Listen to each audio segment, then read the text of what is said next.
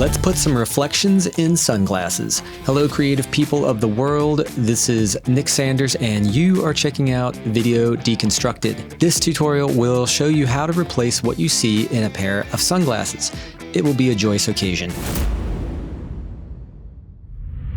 We have our clip on the bottom, video track 1 of our poker player with the sunglasses, and then on video track 2, we have our opponent who has the chips in his hands, and we're going to put this clip into a nest.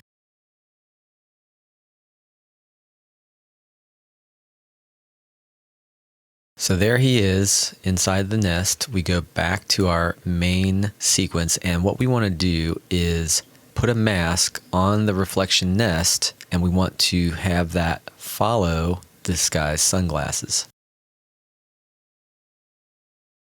Click on the mask path to put a keyframe at the very first frame of our clip, and the amount that you move forward is going to depend on what you're tracking. The faster it's moving, the more keyframes you'll need. Once you have your mask following the frames of the sunglasses, now we can animate what we're going to see inside there. Right now we start off seeing a little bit of the chips, and then we're just looking at nothing pretty much. So remember, you do not want to animate the position and scale of the nest while you're in your main sequence. We're going to go to our reflection nest, and we're going to select the clip that we're seeing inside of the frames, and we'll animate here in this position and scale.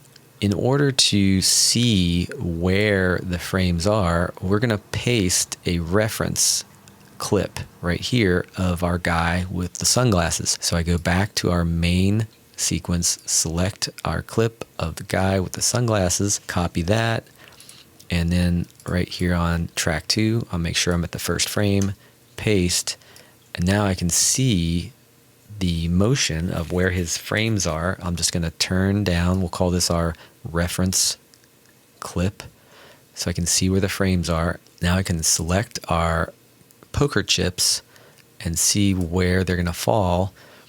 And let's say I want to shrink that down to about that size. Then I can just select motion. Remember, you don't want to show the edge of your clip in the frame, so we have to be over far enough that we're going to be clear of the edge of his frames. I'm going to place a keyframe for position. That's the keyframe for this bottom clip. Then I'm going to go to near the end and select motion, move these chips back up here, and then I'll just drag through and kind of see if they're staying in the frame. And that looks pretty good. I'll turn off my reference clip, go back to the main sequence, and now we're getting a lot closer to what we want. And if you turn down the reflection nest a little bit, turn down the opacity maybe about 30% or so. Also, you might want to change your blend mode, possibly put it on screen. So another advantage of setting up a nest like this is if we change our mind and don't want to show the poker chips, but instead we want to show the man's face, we can leave this nest. All of our work here is safe. We don't have to change anything. We can go to this reflection nest, and I'll just move this clip out of the way in case I want to add it back in later. And I'm going to mark this clip in and out, and we'll go to our clip of our opponent, and let's say we want to show his face. So I can mark an end point and add that clip down here to the bottom track. And now all I have to do is repeat the same process. We want to put another copy of the opponent in the other lens. So I'm going to move this clip of my actor with the sunglasses up a video track, and then Option click and drag on a Mac or Alt click and drag on a PC, drag a copy of this opponent clip up to video track 2. So now I have two identical clips And then this clip is just my reference so I can see where the sunglasses are. So this second clip, this is the one that I'm going to put into the other lens. So to be able to see this new copy, I need to create a mask for this other lens. So again, I'm going to turn my scaling up, and we'll put this second lens right in the middle. I'm selecting the reflection nest, and if you go over here, you can see there's mask 1. I'm going to get my pen tool again.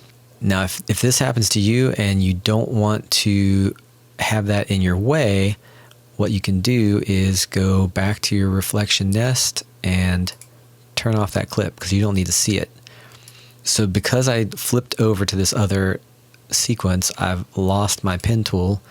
I click on it again, I get a third mask. Easiest thing to do, just delete that, start over again. Remember, our first mask is fine. So I'm going to get the pen tool. Now I've got this mask ready to be drawn. I don't have that other video getting in my way.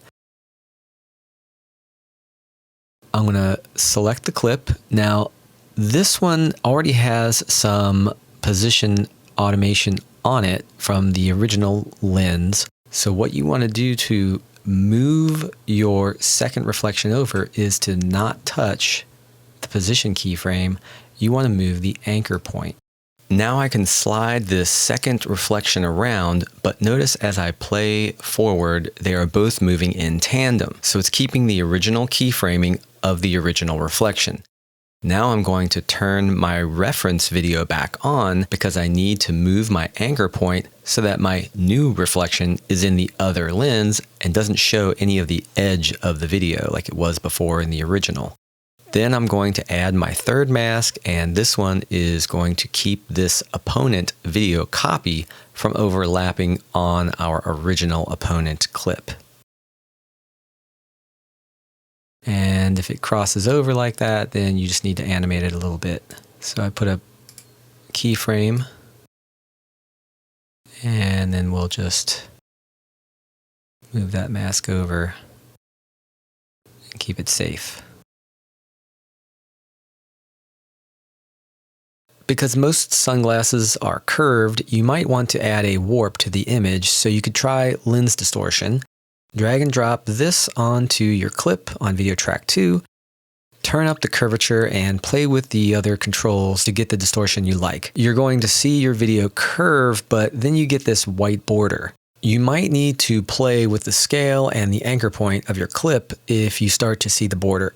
I would leave it on while you're getting the look you want, and then you can click here on the fill color and switch it to black just to be safe. But if you leave it to white, it'll make it easier to see that you've hidden that. Remember, you keyframed your position, so I wouldn't go messing with that as you might end up creating a problem you don't want. Once you get one lens the way you like it, you can select the clip, copy, and then paste attributes onto the other clip.